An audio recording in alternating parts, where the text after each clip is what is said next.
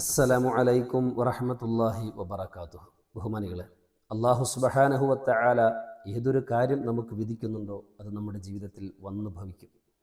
അല്ലാഹു തആല വിധിക്കാത്ത ഒരു കാര്യവും നമ്മിലേക്ക് വരികയും ഇല്ല. പ്രധാനം അള്ളാഹുവിൻ്റെ വിധിയാണ്, അള്ളാഹുവിൻ്റെ തീരുമാനമാണ്. എന്നാൽ ആഗ്രഹിക്കാൻ പാടില്ല എന്നോ പരിശ്രമിക്കാൻ പാടില്ല എന്നോ അല്ല.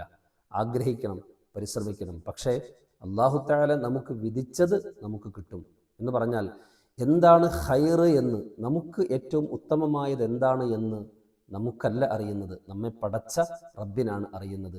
ഈ ഒരു വിശ്വാസം നമുക്കുണ്ടാകണം. മഹാനായ ഫുളൈൽ ഇബ്നു ഇയാദ് റളിയല്ലാഹു തആല അൻഹുവിനോട് ഒരു മനുഷ്യൻ വന്നുകൊണ്ട് പറയുകയാണ്, ഔസിനി, എന്നെ ഒന്ന് ഉപദേശിക്കും.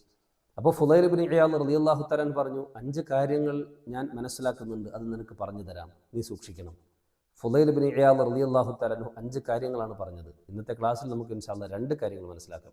അതിലൊന്ന്, മാ അസാബക മിൻ ഷൈഇൻ, നിനക്ക് ഏതൊരു കാര്യം സംഭവിച്ചിട്ടുണ്ട് എങ്കിലും, നിന്നിൽ ഏതെങ്കിലും കാര്യം വന്നിട്ടുണ്ട് എങ്കിൽ, ഖുൽ ദാലിക ബിഖളാഇല്ലാഹ്, ആ കാര്യത്തെക്കുറിച്ച് നീ വിശ്വസിക്കുകയും പറയുകയും ചെയ്യേണ്ടത് അള്ളാഹുവിൻ്റെ ഖലാ കൊണ്ടാണ് എനിക്കിത് സംഭവിച്ചിരിക്കുന്നത്, എനിക്ക് കിട്ടിയേക്കുന്നത് എന്ന് വിശ്വസിക്കണം, എന്ന് നീ ചിന്തിക്കണം, എന്ന് നീ മനസ്സിലാക്കണം.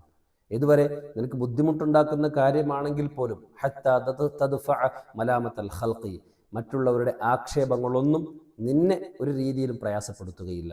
കാരണം എന്താ?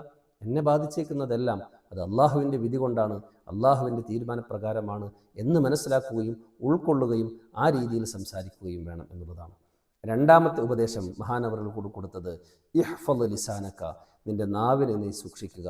ലിയൻജുവൽ ഖൽഖു മിൻക, നിന്നിൽ നിന്നും മറ്റുള്ള സൃഷ്ടികൾ രക്ഷപ്പെടാൻ വേണ്ടിയാണ്. നിന്റെ സംസാര പ്രയോഗത്തിൽ നിന്നും മറ്റുള്ളവർ രക്ഷപ്പെടാൻ വേണ്ടി ഇഹ്ഫദ് ലിസാനക, നിന്റെ നാവിനെ നീ സൂക്ഷിക്കുക. മാത്രമല്ല വഅൻത തൻജു മിൻ അദാബില്ലാഹ്, അള്ളാഹുവിൻ്റെ അദാബിൽ നിന്ന് നിനക്ക് രക്ഷപ്പെടാനും നിന്റെ നാവിനെ നീ സൂക്ഷിക്കുക എന്നതാണ്. മറ്റുള്ള സൃഷ്ടികൾ നിന്റെ പ്രയോഗത്തിൽ നിന്നും നിന്റെ നാവിൽ നിന്നും രക്ഷപ്പെടുകയും അള്ളാഹുവിൻ്റെ അദാബിൽ നിന്ന് നീ രക്ഷപ്പെടാനുള്ള മാർഗമാണ് നാവിനെ സൂക്ഷിക്കുക എന്ന കാര്യം. അപ്പോൾ ഈ 2 കാര്യങ്ങൾ ഫുളൈൽ ഇബ്നു ഇയാദ് റളിയല്ലാഹു തആല പറഞ്ഞു. ബാക്കിയുള്ള 3 കാര്യങ്ങൾ ഇൻഷാ അല്ലാഹ് അടുത്ത ക്ലാസ്സിൽ മനസ്സിലാക്കാം. അല്ലാഹു സുബ്ഹാനഹു വ തആല സൂക്ഷ്മത പാലിക്കാൻ നമുക്ക് തൗഫീഖ് നൽകുമാറാകട്ടെ. നമ്മുടെ അമലുകൾ അള്ളാഹു സ്വീകരിക്കുമാറാകട്ടെ. നമ്മുടെ ആഖിബത്ത് അള്ളാഹു നന്നാക്കി തരുമാറാകട്ടെ. നമ്മിൽ നിന്നും മൺമറഞ്ഞവർക്ക് അള്ളാഹു മഗ്ഫിറത്തും റഹ്മത്തും നൽകുമാറാകട്ടെ. വആഖിറു ദഅവതി അനിൽ ഹംദുലില്ലാഹി റബ്ബിൽ ആലമീൻ.